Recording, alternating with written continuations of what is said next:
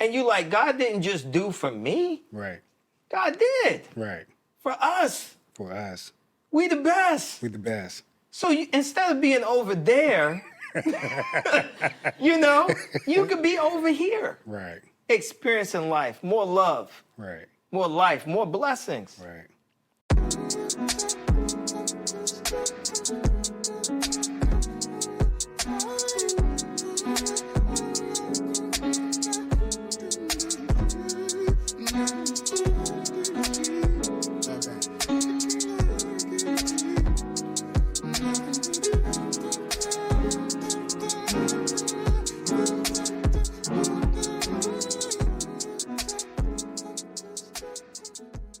So I got something special for you. So I'm curious how you're going to respond to these first couple of lines. It's not something that we haven't shared with one another, Okay. But you didn't know this was happening today. So I know, I love we do this for real. So here we go. Yeah. So it breaks my heart. They didn't believe in us. We the best music. They play themselves while you hating. Oh, man. Wow. So what are you thinking so far? Let me keep going on it. While you hating and being jealous. Being jealous. You could be over there embracing that love, more blessings, more life. Yeah. God did. God did. Yeah. Instead of being jealous, you could be over here. Yeah. Embracing more love, was it? More life, more blessings. More love, more life, more blessings. Yeah. Oh, man. Okay, yeah, I wasn't expecting that. Yeah, I didn't think you would. Man, it breaks my heart. Breaks my heart. They ain't believe in us. They didn't believe in us. Let's go. Let's talk. Wow. What do you think when you hear that song? Man. So let's give the cultural context. I mean, So that's our man DJ Khalid. DJ Khalid. He has a guest star 3 of the heroes of rap music. Mm-hmm. We got Rick Ross on there, Lil Wayne, Yeah. Jay-Z, Yeah. hip hop legends from different parts of the country coming together with DJ Khalid to put together this song called God Did. Right. God Did. And it's crazy when you think about it. Yeah. Right? Basically, I'm just the whole when it starts, it breaks my heart. I mean, just that part of it right there. Yeah. He's saying like from a deep place, like I really want you to be over here, experiencing more love, more life, more blessings. But it breaks my heart, man. It breaks my heart that you over there hating. Right. When you could be over here. So what I hear in that is the hospitality. Okay. We the best, but not in an exclusive sense that we're the best and you're not invited to come be the best with us. Right. We just the best. Right. It breaks my heart Yeah. that you're over there hating. You know what I mean? Yeah. When you could be over here. Yeah. It's funny. It's so humorous to me, but It's humorous. I think it could be. It also is so deep. I mean, you could do a dissertation on that. Yeah. Well, that's what we're doing right now. You know what I'm saying? We're having a dissertation. Yeah, it just breaks my heart. In the form of a discussion. I mean, have you ever felt that you were just heartbroken? Like you trying to show hospitality to someone you know that God did. Right. And you like, God didn't just do for me. Right. God did. Right. For us. For us. We the best. We the best. So instead of being over there, you could be over here. Right. Experiencing life, more love, Right. more life, more blessings. Right. God did. God did. Yeah. It's crazy. Yeah. And I don't know, man. Wow, that song is really heavy. I think a lot of people, if they really listen to the lyrics and kind of look at it through an artistic lens, you really see some of the creators, like real, I mean, those are lyrical people. Those All are 3 of them, lyrical very lyrical. Yeah. And so, I mean, Jay-Z, does a dissertation. Yeah. Let's even get into that. So Yeah. when you first heard that song and you started to get through it, so we got Rick Ross with verse 1, Lil Wayne with verse 2. Yeah. And then you got a 4-minute It's crazy. explosion from Jay-Z. You know, what did you think about that? Well, the first problem, which is a problem, right? When you first hear that song and Ross comes in, if you're a hip hop person, you know Rick Ross, he comes in with the, Yeah. you know what I mean, Yeah. that kind of thing. Maybach music. Yeah, you know, Maybach music. So you know what Ross is gonna bring. He's lyrical, but you know it's a certain level of energy. And then Lil Wayne takes it up a whole nother level. And then Jay-Z, no one ever expects anybody in a song, in a rap song, to rap 4 minutes. If you're featured with 2 other artists, that's 3 of you. No expectation of that at all. So I'm sure there were many people like me that started looking at their watch, right? Because on a molecular level, your body, you're listening to a song, you know the song's supposed to last maybe 4.5. You know, 5 minutes is a long song. These days, songs are like 3 minutes and something. You know, back in the day, we used to listen to 5-minute songs, a 6-minute song. You didn't have, these days, you know, 2.5, 3 minutes, maybe 3.5 minutes, but he kept going. And then, so that's what hits you. Not only is he going, but, you know, of course, with his lyrical prowess, he's really going in. Yeah, so you told me when you first heard that song that's the best Jay-Z that you've heard since the first couple of albums of Jay-Z. Yep. You know, you still stand by that, or well, I'm gonna say as far as thoughtful content, because there was a story that was done, and I don't remember the news show that did the story. You can find it on YouTube. You may have seen it as well. I think you're talking about CNBC. I think it was. Where they did like they broke down the lyrics. And the thoughtfulness and what he was communicating and how thoughtful he was in each verse was incredible. And everybody knows that Jay doesn't write, right? So well, when you mean write, let's he doesn't pen. Yeah. Let's say it that way. He doesn't put it in a notebook. Yeah, let's not say he doesn't write. He doesn't pen. Right. He doesn't pen. He doesn't put his raps in the notebook. So he just goes in the studio. It's just all in here. And whatever comes with it is what comes. Correct. He thinks about it though. He thinks about it. And he might do a couple takes over it again. Yeah. You know, but you won't see him writing down in a notebook. You won't see him writing down. Yeah. And I think he does that because, I mean, there's probably many reasons why, but I think he's very connected to what he's saying.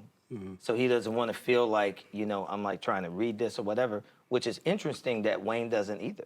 Wayne doesn't pen either. So you got real lyrical people on here.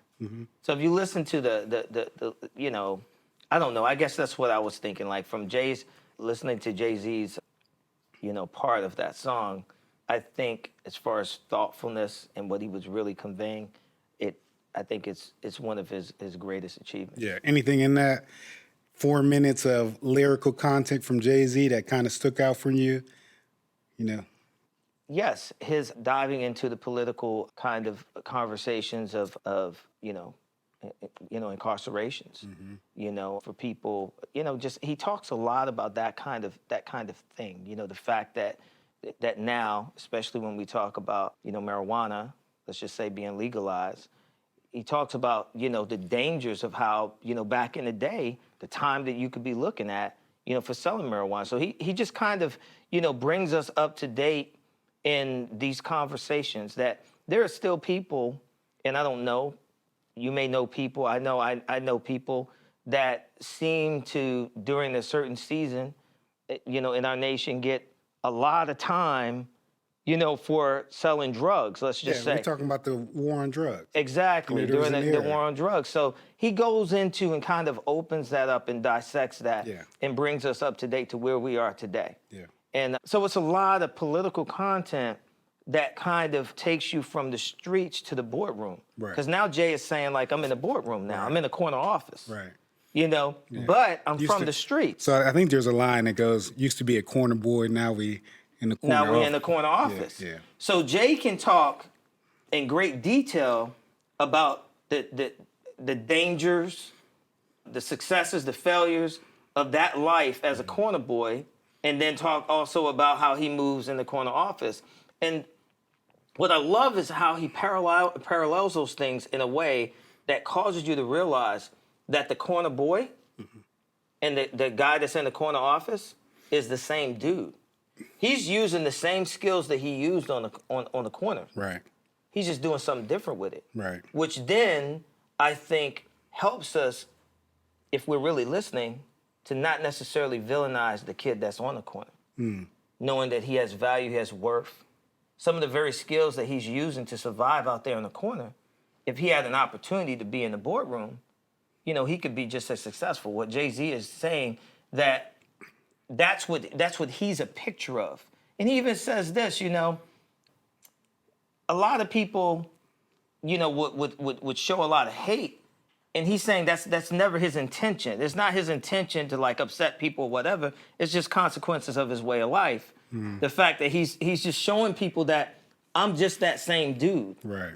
I'm just doing it in a different space right now. Right. And so I love that. Good stuff. Good stuff. One of the things about that song, you got to start with the title. God did. God did. You know, God did, showing us in a way individuals that you never would attribute of what God would do in somebody's life. Yeah. They're attributing to what the fact that the success in their eyes, though it's secular success, right, that this is a product of God's work. Interesting theme, you know. It's very interesting because, I mean, if you think about it, you know, a lot of these guys can tell you, if you listen to their music, they can give you names of people that they started with that are no longer here. Right. I mean, Jay knows that he could have been locked up, war on drugs. He was right there in that. Right. You know, if that would have happened, we would have never heard of Jay-Z. We'd be listening to somebody else, right? So I think he's very aware of that. And also, you know, the dangers of being that corner boy. You know, all the people that we've lost recently in hip-hop just kind of shows you that. Now, we do got to explore one aspect of Jay-Z in this conversation that'll help us in the conversation that we want to discuss together. Okay.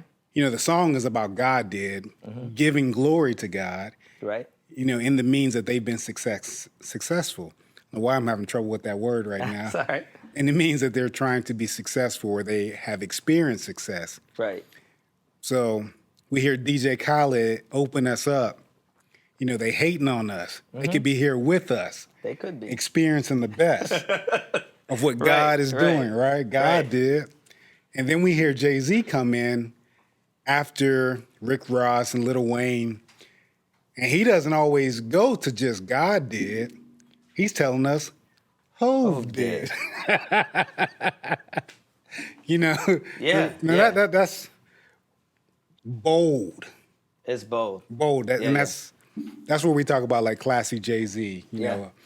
And that's where we also want to talk about when we get into, you know, the self-actualization of humanity. Yeah. The self-ambition of humanity. Yeah. You know, we see an individual who everybody else, they're attributing their success to God. Right. And he's attributing his success to himself. You know, is that how you see it? Or are you seeing something else? I do, but I would say that, you know, knowing a little bit about Jay-Z, and some people may disagree, but if you know Let's go there. about him growing up, you know, around the 5% of the nation, both of those things are true. Like in his mind, you know, he may not just, well, actually Jay-Z does come out and say it. You know, for him to say God did and for him to say Hov did is actually him saying the same thing. Let's go because there. he actually sees himself, you know, as God. Let's go there. You know, and we got to bring a God. And we got to bring some context to that. Let's say a God. Of what that actually means in the context of the 5%er nation, and for those who don't know, and for us to give the proper context. You know, growing up, we heard a lot of hip hop. Yes.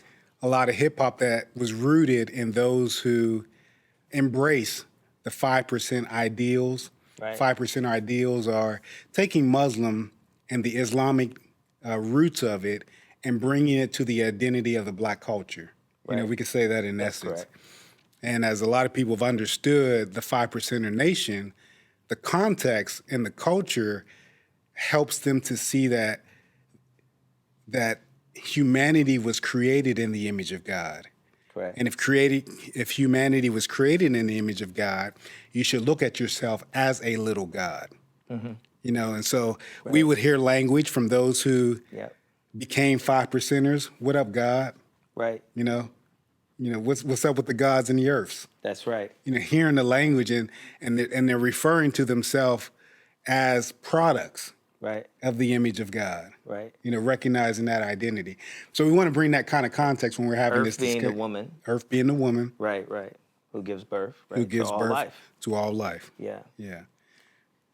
Yeah. So I want to make sure we gave the context. Yeah. Yeah. That's so good. So when Hove is saying, Hove did, you know, on the surface, it may look like he's referring to a self-glorification of himself. Right. But he also has within him some roots of the 5% nation ideals Right. that he's expressing in that song and in those lyrics too.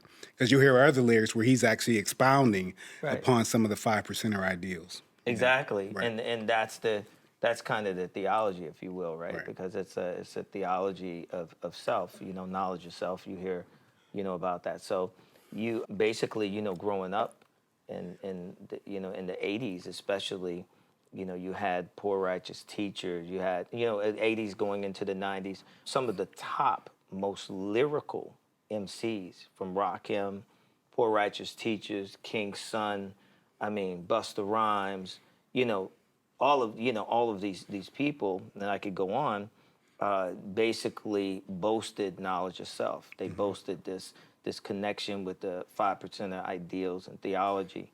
And so a lot of that is expressed in the music. And by them being so extremely lyrical and artistic, that you're listening to the music and those ideals are actually, you know, kind of hidden in there. And that's where most of us, intentionally, you know, Right. that's where we're getting the knowledge of the 5% nation is actually through the lyrics. Correct. You know, through the NCs that are actually expressing what Right. they have learned and what they have experienced. And now for them, it's interesting because if we took it for how they were doing, we would describe that if they were Christians to be Christian hip hop, Right. you know? Right. But as they were rapping it, it wasn't necessarily about them trying to even express, I think, an Islamic rap, Right. you know, culture. Right. They were just expressing who they were as people. Correct. And because they were lyrical MCs that could really express themselves, very talented, they just expressed their life or whatever they were doing. You know? Also, I gotta say that, well, you know, without going too much into this may be a conversation for another day. But 5%ers, you know, if you think about it, you know, kind of as a movement in the hoods of New York City, literally helped a lot of kids. So you got to think like constantly being challenged. Like there were people that will come up to you and ask you, you know, what's the mathematics for the day? So you needed to study, you need to know the math, you know, you need to know, you know, certain things. And so this kind of expansion and I'm going to say exchange of wisdom and knowledge was very prevalent, like in areas and neighborhoods where there was a lot of drugs, a lot of violence. So they were countercultural to a lot of things that was happening like on the streets, and they understood it through a certain lens. And so in a lot of ways, you know, as you know, parents and family members, if you heard that you had, you know, a relative that was a 5% or whatever the case may be, you may feel some kind of way because a lot of us, you know, in our communities came from, you know, had Christian, you know, grandparents or whatever the case may be. You felt the kind of way because you didn't understand it. But then when you saw that person stopped getting in trouble, when you saw that person, you know, had, and even those that kind of, even if they didn't stop getting in trouble, they understood morality, you know, at a certain level that they probably didn't understand before. Mm-hmm. And they had a community around them that challenged their morality, challenged their knowledge of self, you know, and made them think deeper about where they were going in their lives. Like what's your trajectory? Do you know who you are? You know, do you know, your capability, your ability, you know? And so being challenged. And so I'm saying that to say that in many ways, we didn't have that from our churches in the community. I have to say that. You know, we didn't have that. You know, you didn't have like a whole bunch of, you know, Christians walking the street, you know, just engaging you that way, mm-hmm. you know, and on the street corners and, you know, in the crevices of society in essence, where these very people, you know, were present and where this very kind of theology was expanded and shared. Yeah. And so for that, there was a credibility that came with these MCs that made, not only did they have the skill set to do what they did, they had a street cred that was kind of that came along with their understanding of certain things, because they weren't just telling you like something that was made up. They're more so sharing with you something that they experience and they live in every day. So I think it was very easy for them to weave it into their music because it was literally a part of their lives, a part of their everyday walk, and a part of their everyday existence. And even in that, you know, when you think about it, it's not church on Sunday. Mm-hmm. This is everyday life. Mm-hmm. You know, unfortunately, some of the Christians I knew back then, church was a weekly thing. Right. You know, this wasn't a weekly thing. This was a daily thing. Right. And so there's a difference, of course, between church and Christianity. We know that, Mm-hmm. you know, in a certain essence, like you know, people went to church. That didn't necessarily make you a Christian.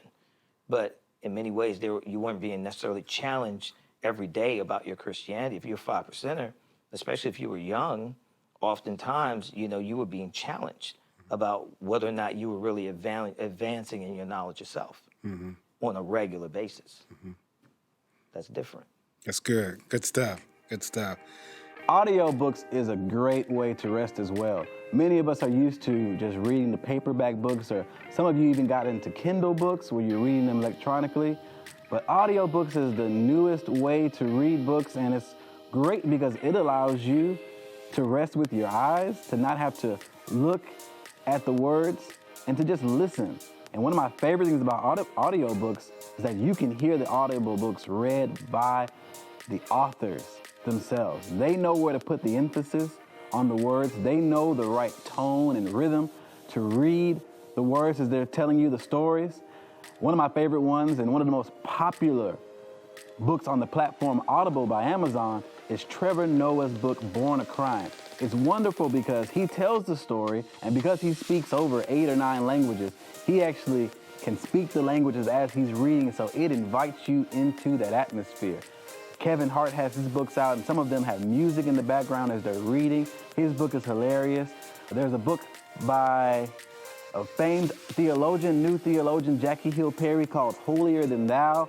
Wonderful book as well. Will Smith has put his book out, and he reads it himself. And even Where the Crawdads Sing by Delia Owens, she reads the book, and it invites you into that atmosphere. The tone of the voice and the pace in which the book starts off is different than certain parts where there's intensity.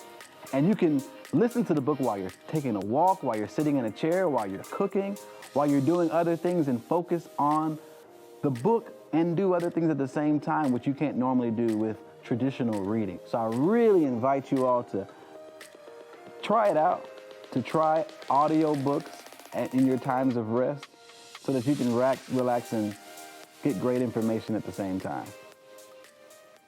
As I think about it, I guess we'll get here, but I think something that this is important to talk about as we try to weave into this conversation, and we want to anchor it more on this theme of what is God doing in your life, and are you trusting it? Mm-hmm. You know, what is God doing in your life, and are you trusting it? And moving into that endeavor, moving into that realm. Mm-hmm. So that's what we hear originally with that song. You know, when we think about the 5%ers, the Jay-Z, and we'll get into other religions, Christianity, things of that nature, trusting the voice of God in that theme and in that realm.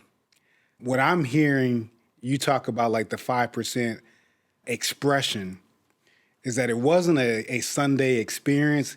It was a daily experience, which I might describe as street discipleship. Yes. You know, taking the church.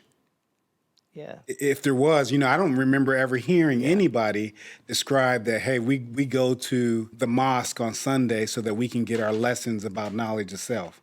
You know, it was more like they were bringing it to the street. Yeah. And they stood on the stoop, or they hung out wherever they were at. That's right. And actually started to discuss the lessons. That's right. And discuss the things that they actually needed to grow in. That's right. And one of the things that's always fascinating hearing about these stories that I personally wasn't a part of, but heard from secondhand and heard the experiences thereof, is really how that aspect of our life really grounded them. You know, I hear people who had those experiences of growing up in knowledge of self through this street discipleship, Right. of being able to say, hey, when I was walking through my lessons, you know, that's when my morality was better. Right. I actually cared for people. Right. You know, I actually did more things that bettered myself. Yeah. And I actually stayed out of trouble. You know, started hearing that theme and those lines, and also hearing people really talk about the fact that, you know, when I strayed away from it, Right. you know, that's when you started to see the animal come out. Right. That's when you start to see the madness come out. That's where you started Right. to see the evil come out. And some people have talked about, yeah, you may have heard me as an MC, you know, talking righteously early on, and then I went left Right. once I got the money and once I got the fame, and, you know, I became a different person, you know? Yeah. And I think that's an important aspect to kind of talk about is as we lean in a little bit of this God did and what is DJ Khalid actually trying to share with us that we think about in the concept of rest. You know, what is DJ Khalid? You know, we're going to do a transition. I'm not sure, you know, DJ Khalid was thinking about rest as we're kind of thinking about it. Right. Right. But I do think that he was believing that he's on a pathway of some sort of blessing and righteousness in God that is for his life. You know? I think even in the conversation concerning hip hop, oftentimes we look at, you know, like what people were thinking, Right. you know, kind of backdrop, you know, like we do with artists. Like, what was he? Hip-hop what were is they art. really experiencing? Hip-hop you know, is when art. they did this? But I think sometimes that takes us away from the conversation of what was God thinking. Okay. Because sometimes I don't know if we're always thinking what God is thinking, but that doesn't mean that God can't use us. God oftentimes will still use things, you know, despite whether or not we were thinking that, because he's God. Right. You know, he's sovereign over all things. So sometimes we think that, you know, well, this is something that's birthed out of me and it's only going to be used for this purpose. But I think that God has the ability to expand that and use it for his purposes, you know. And so, I mean, this whole conversation of God did, there are people that may be impacting them differently than DJ Khaled actually maybe in his thinking of what this would accomplish. Well, that's where I was going to go with this. Yeah. With my thoughts on this song. Because I wanted us to hear the lyrics of the song from God's perspective. Okay. Not DJ Khaled's, Come not on with it. Jay-Z, Come on. not Rick Ross, not Lil Wayne. But imagine if God said to us, it breaks my heart. They didn't believe in me. Wow, man. I'm the best. Wow. They played themselves. Played themselves. While you hating and being jealous, God saying you could be over here embracing that love, more life, more blessings. This is what Wow. I can do. And then God says, I did. Yeah. Fire. Yeah. That's what I wanted to get into. Like, imagine, you know, DJ Khaled is giving us an expression of his life and, Right. and what he's experienced that he believes that God did. Right. But imagine God is actually speaking to all of us. Right. So you could be over here, Right. expressing more love, more life, more blessing. Yeah. This is what I can actually do for you. Well, see, it's a shift, right? It's a shift in our thinking. Yeah. Because even when we talk about, we just had, you know, discussion about 5% of the nation, right? Right. It's kind of like, in essence, it's very like me-centric thinking. Because even the whole knowledge of self conversation is knowledge of self. Yeah. But how can you really know yourself? You didn't create yourself. You see what I'm saying? God did. You get what I'm saying? So really, true knowledge of self actually is knowledge of God, right? Because the Lord actually gives us the revelation that we need concerning ourselves that we cannot get anywhere else. Right. You know, so that's the missing piece. You know, what you're talking about is taking this whole God did conversation out of the hands of Khaled and out of the hands of the artist and saying that, what if we focused on the true subject of the conversation? Not how we see it, but from his perspective, how he sees it. And it's kind of the same thing. So that's why I think even this whole conversation about 5%er, it's not like looking at it from God's perspective, is that a person is really in pursuit of understanding. That's really what they're trying. That's really what they're getting at. They're hungry for understanding. There are things about life, things about themselves, things about the universe that they simply don't understand. So they're hungry for that.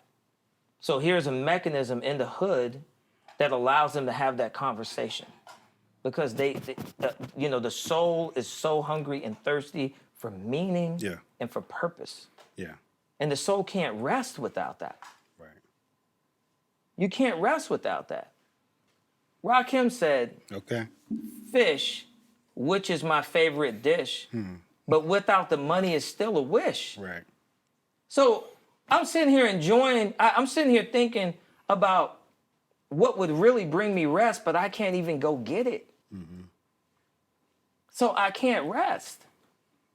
Why? Because I don't even have the means to get the thing that I would enjoy, the thing that would bring me peace, the thing that's something that I really, that would bring rest and peace to my life. I can't get it. So that's the struggle. What's the mathematics? How then do you get that fish, Rakim? How do you get that fish? That's your favorite dish? But without the money, it's still a wish.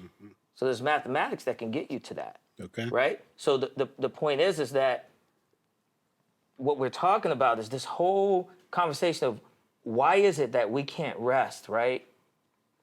In the sense that, God's calling us to that. But do we have an understanding, first of all, of what he's calling us to?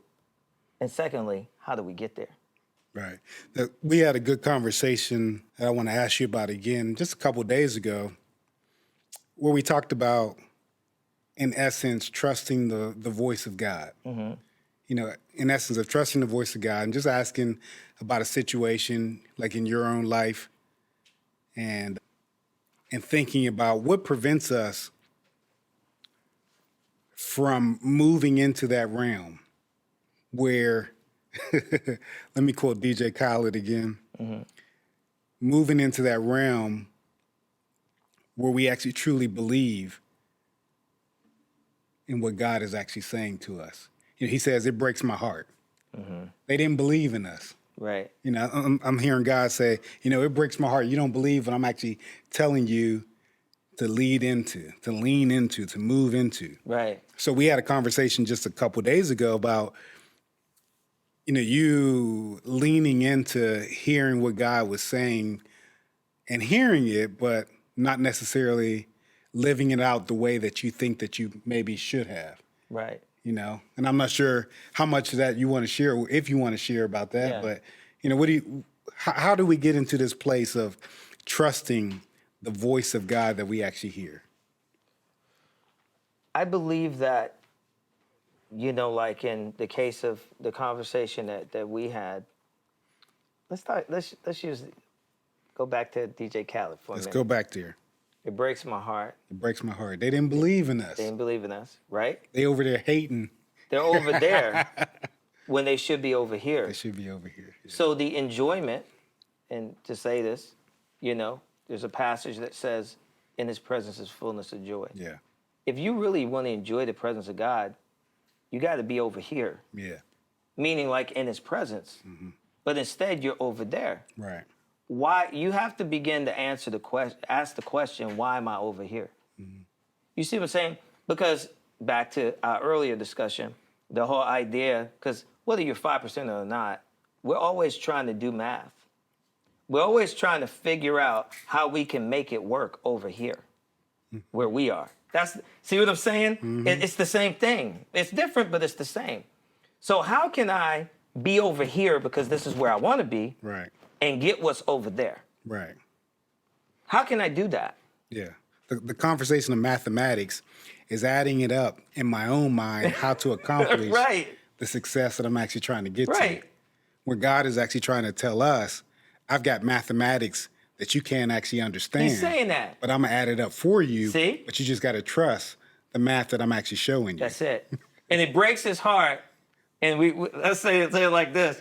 It breaks his heart that Rakim's fish is his favorite dish. Right. And I got fish over here. Right. But Rakim's staying over there trying to figure out how to get the fish that's over here. Right.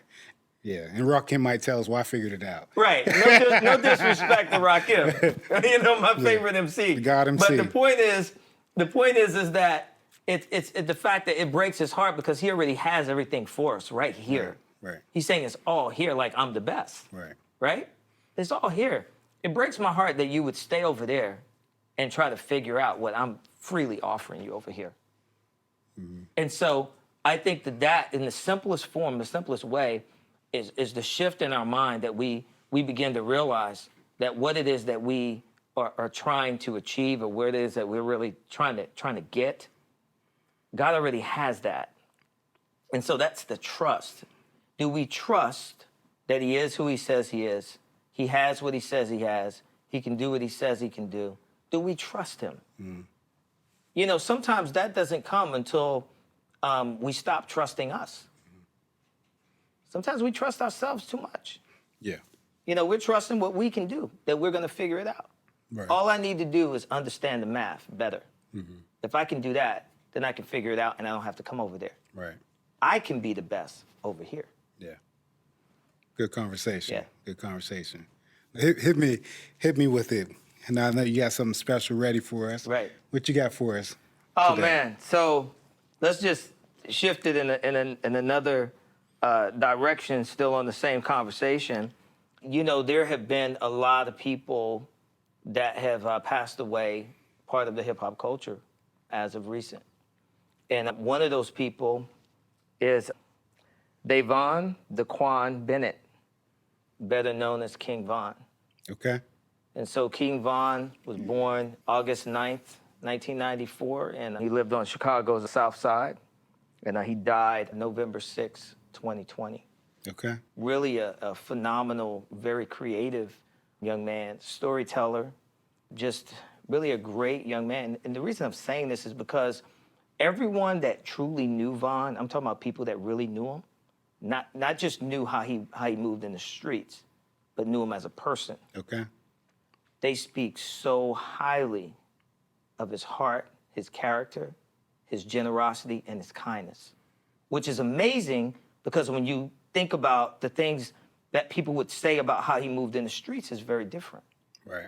And so it was interesting. I was watching an interview where Von made this comment, he was talking about. Matter of fact, I have one of the quotes here, which I think is pretty interesting. Basically, so I moved on from that quote, but basically what he was saying was, you know, you need to show people kindness, you know, and that hip hop, and you know, I'm using my words to just kind of, what he's saying is that this is all entertainment. Mm-hmm. That we need to put out positive vibes. Those were his exact words. We need to put out positive vibes because the rest of this is entertainment. And so I thought it was so interesting to hear him say that. Yeah. Which made me want to dig deeper into who he was as a person. Yeah, I don't know too much about King Von. So. When he was locked up in jail, they put him in a cell with an older gentleman. Von took care of that man, made sure that he took his medicine on time. He talks a lot about this at length, at how he cared for that man. Von was the type person that many people around him, they felt his love.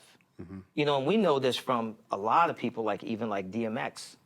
You know, people that were around him, they talked about how he was just he loved people. When he was around people, he took care of people, he cared for people. So what is this all about?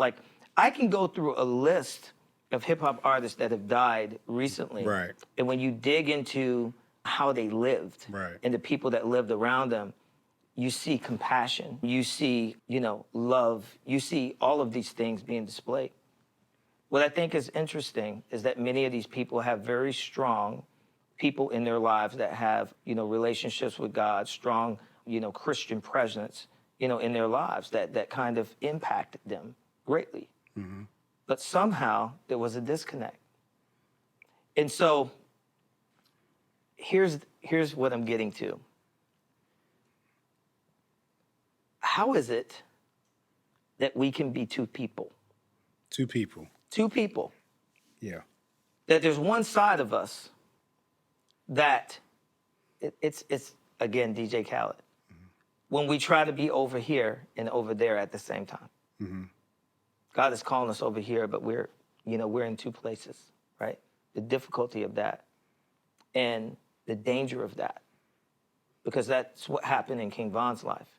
In Atlanta, when he lost his life on November 6th, he actually had an altercation that he started. Not my words. It's literally the whole fight is on video. He was in the car. He could have driven away. But he saw one of his ops, somebody that he considered to be an enemy in the hip-hop environment, right? Which is what he called entertainment. He said that, his words. That's just entertainment. But you see what I'm saying? There was a conflict. It's hard to be two people. And so he jumped out the car and went and confronted his ops. And one of his ops' friends that were there came up behind him and shot him. And he lost his life, leaving behind a son. Wow. And many, many people that love him. Tragic. It's so tragic.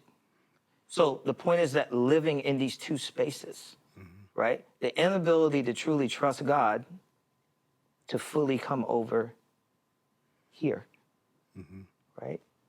You kind of trust him, but you kind of, you're trying to do both of these things at the same time. So I'd like to hear your thoughts about that. Yeah. How we've lost a lot of artists that when we look at their lives and we look at who they are as people. That's the reason I wanted to say his name, because I didn't want to just say King Von. King Von's his hip-hop name. He's Davon Daquan Bennett. That's who he is to his mom. His child right now, his son, has a stuffed animal that has his dad's voice in it. They put his dad's voice, so he gets to hear his dad's voice in that stuffed animal. He left behind a son because although he himself said, we should share positivity and this is just entertainment, he couldn't separate the two, at a moment that tragically cost him his life. So I wanted to hear your thoughts about that. Wow. It's the first time I've heard of the story of King Von. So much peace and respect to his family, his loved ones, and the legacy that he left behind. I can't speak to his life and his journey and what he went through. In the context of our conversation, I think about like this bigger picture of you could be over here. And do we want to take the leap to be over here? And the leap to be over here, using DJ Khaled's words, is you can be experiencing more love, more life, more blessing. And when I think about being over here with God, it always is based on the context of what you believe that he has available for us. Do you believe? Yeah. Not only do you believe in him, but what do you believe that he has available for us? Right. And I think that there's a certain context where it's like, well, I don't think that God has this for me, but this is what I want. Right. So I'm going to go over here where I think that there's enjoyment of what I want versus what I think is available for God. Right. And so I think that's where I would start, with that conversation. And I would start with that conversation of even thinking about, what does God have available for us? And recognizing that God is saying in the words of DJ Khalid, more life, more blessing, more love. And I think that there's certain times of what we are attempting to receive, we don't really realize how big and how good it is that it's available on his side. Right. And one of the reasons why I don't think that we understand how big and how good it is on that side, because those that we see don't give us a picture of how good it really can be on his side. Right. And some people have seen struggle. Right. Some people have seen heartache, heartbreak. Some people have seen false, imaginary realities in their life, Yeah. and have seen people live through that. And people say, I don't want any part of that, Right. Because over here, I see the fun. Right. Over here, I see the success. Over here, I see the money.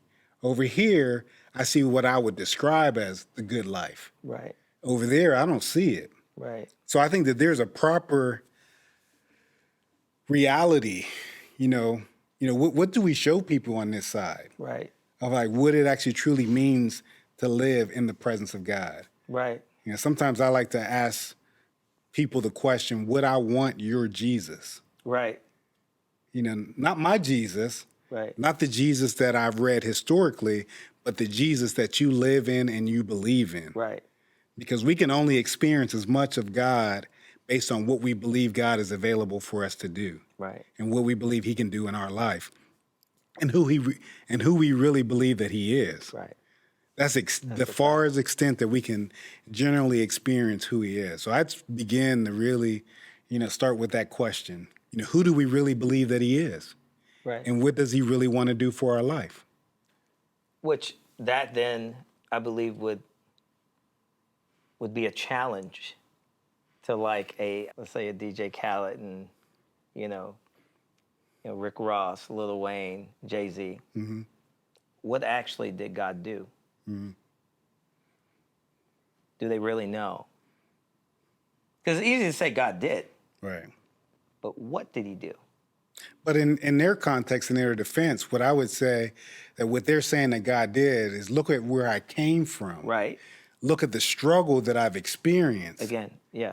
Look at the opposition of me actually even making it to where I'm at right now. Correct. And I'm going to give credit to God doing this and not credit to just solely my lyrical ability or my musical talent, And I agree with that. Yeah. But here's the challenge. Yeah.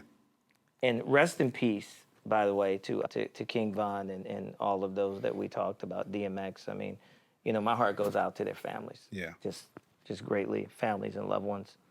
But to a person like a King Von, if he were in the room with them, he could say God did that too. Yeah. But what God actually did, Yeah. right, is much more than that. Yeah.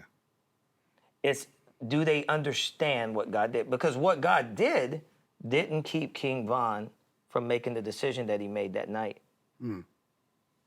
That ended up costing him his life. Yeah. But what God actually did, Yeah. right? If we're saying, well, what God did is, the success and the cars and the this and that, yeah, King Von had all that too. Mm-hmm. So he could shout, he could have been on that album. He could be on the remix. DJ Khaled remix with King Von, if he was still here.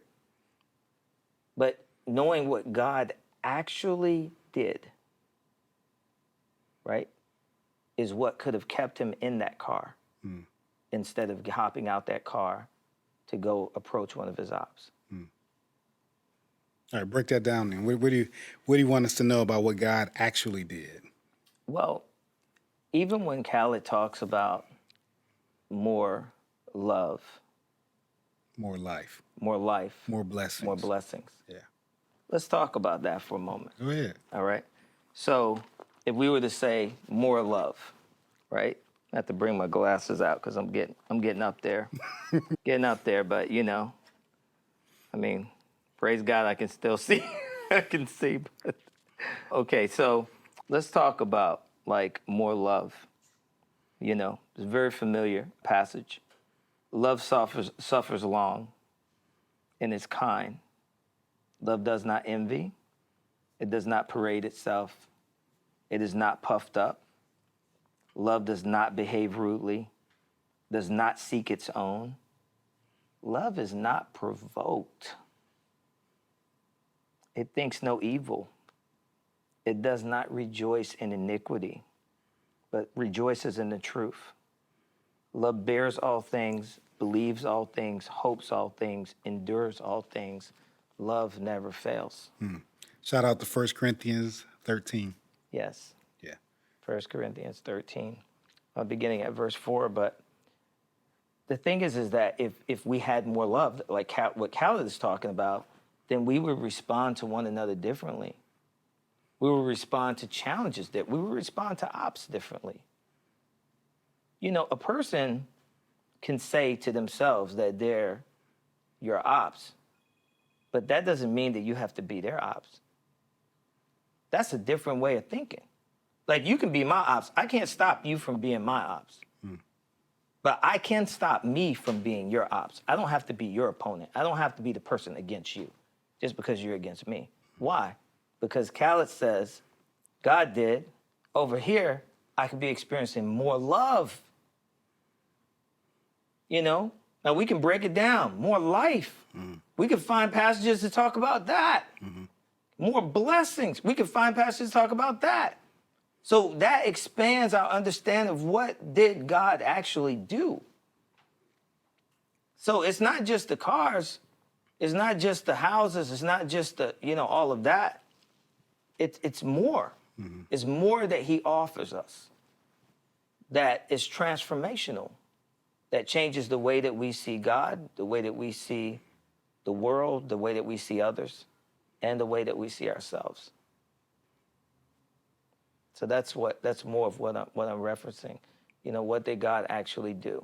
I think if many of our artists actually considered themselves to be blessed, and we could dissect and open up for them what God actually is offering them on this other side that Khalid is saying. You know, there's another side that exists. Like, don't be over there. Be over here with the best. Well, who's the best? God is the best. God's the greatest. So what does it mean to be over here? And how does being over here transform my life in such a way that I can truly enjoy the very best that God has for me? Amen. Yeah. Amen. So, Jervie, I'm going to give you the final word here today. And if we're moving in a direction of describing what it actually means to rest in God, and understanding what that means to give us more life, more blessing, more love. Can you take us there for today, is just resting in God so that we receive more life, more love, more blessing? I think what we were saying earlier about getting to that place of surrender, because that's what trust is. Trust is when you stop trusting in your own mathematics and you trust in his. When you stop trusting in your own way and you trust in his.